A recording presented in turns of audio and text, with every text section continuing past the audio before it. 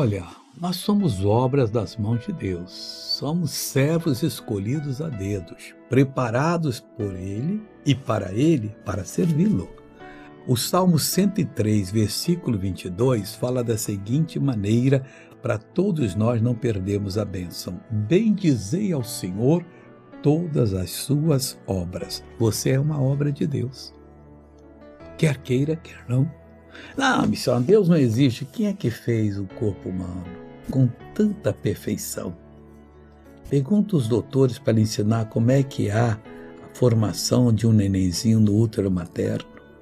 Como é que ocorreu os pormenores.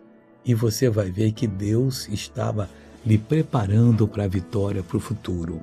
E continua o Salmo dizendo: em todos os lugares do seu domínio. Então você deve dizer que a sua alma vai bendizer o Senhor em todo lugar do domínio dele e diz assim: bendize, ó minha alma, ao Senhor.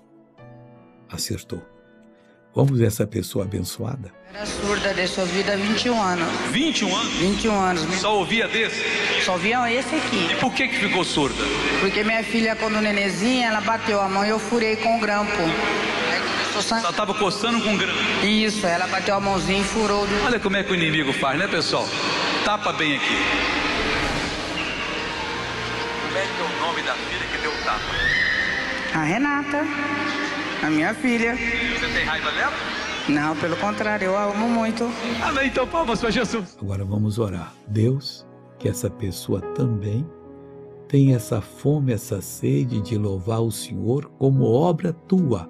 Ela possa reconhecer e exaltar o teu nome. Pai, em nome de Jesus, eu abençoo essa vida e mando todo o mal sair da vida dela agora, em nome de Jesus. Amém.